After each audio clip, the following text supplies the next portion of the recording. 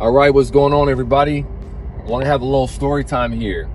And part of why I want to get into this story is that I was reflecting on something that happened to me about 3 years ago.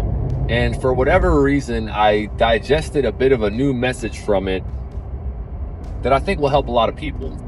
And it relates to the way that we treat ourselves and how it corresponds to the way we treat other people. Now, going back, I'm playing doubles pool with some guys at a local spot. And there's a woman next to us who's doing a launch party for her new business she's kicking off. She's got a lot of friends and family with her. And there's a lot of kids there, probably 12 or younger, most of them. And I noticed this one kid, he's probably 7 years old. And that's going to be important in a second here. He's probably 7 years old, and he is just being a total menace. He's bullying the other kids. He's pretending to throw stuff at them to make them flinch and just generally making them uncomfortable. And none of the parents are noticing or addressing this in any way.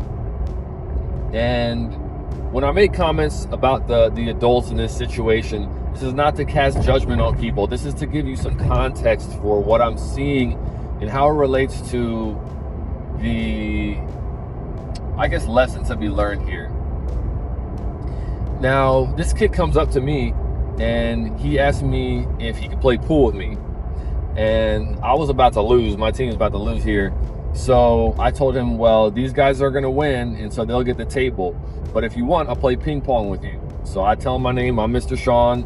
He tells me his name's Cam with a K. All right, so we lose a pool game. I go tell him, hey, you want to play ping pong? We start hitting the ping pong ball around. No parents come over to check and see if he's okay, who I am, introduce himself to me, whatever. And this is like, there's probably 20 adults here, kind of just all socializing and whatever. The lady does her little speech and they get on the food and whatever. But point being, this kid is flying solo whole time. And again, this kid's like 7 years old. And so I'm seeing this connection already of this kid is not getting the attention he needs in his life. And he maybe is in a situation where a lot of the adults are tired of him and they just don't even want to deal with him.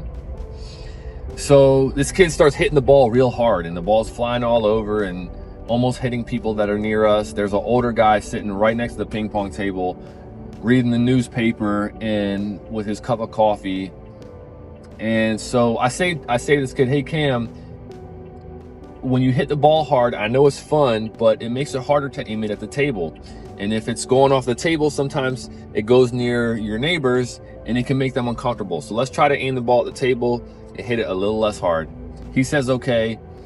And of course he doesn't do that. A lot of people probably recognize this look that sometimes kids will do when they know they're being mischievous, and they'll look at you dead in the eyes and kind of snicker to themselves, you know, I'm being bad, how are you going to respond?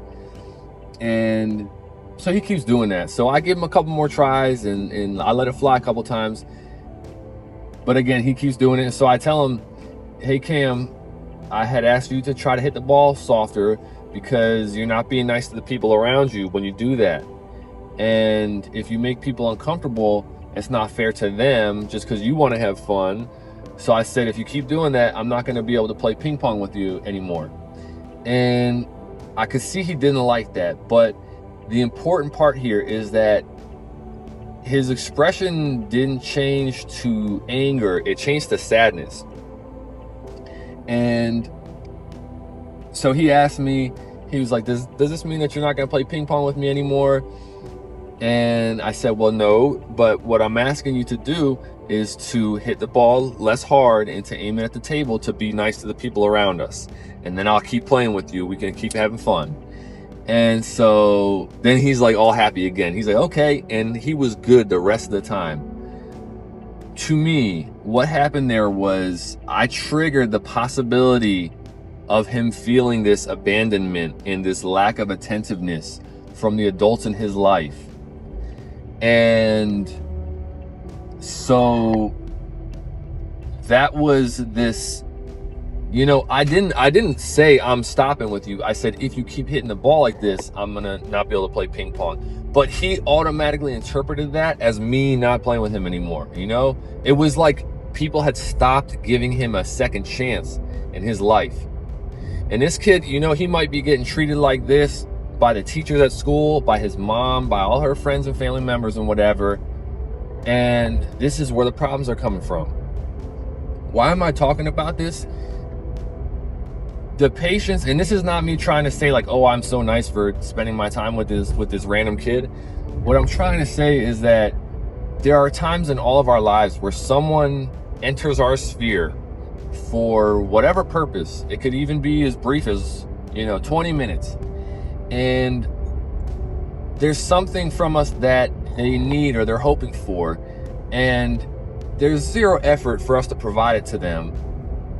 And the patience that it can take to be present with them is, in my interpretation, a reflection of the presence and the patience and the non-judgmentalism and whatever else that we can have with ourselves.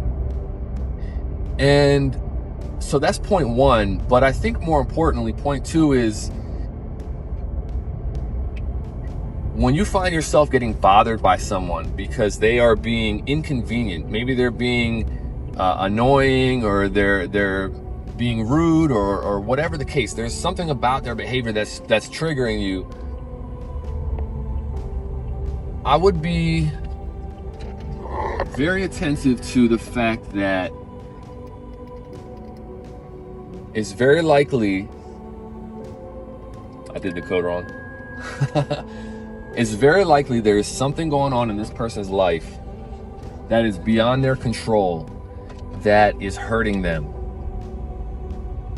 And it's causing them to act the way they act. And every time that we lose our cool with them and lash out at them and jump to the judgmentalism, we are unintentionally sticking our fingers in that wound. And it can cause a domino effect. And that's not to like say everyone has to be perfect in how they respond to this stuff, but there's been a domino effect in all of our lives that have turned into negative habits of ours and hurtful habits, whether it's internally or externally. And most times both, like I was mentioning. But knowing this and understanding this can give us a little bit more patience in how we deal with our own feelings and behaviors, and how we deal with the people around us. And it can allow us to be a little bit more patient and a little more attentive in a way that is healing for the community at large. Okay, so I'm gonna leave it at that. I hope this gave something helpful for people, and I will see you on the next video.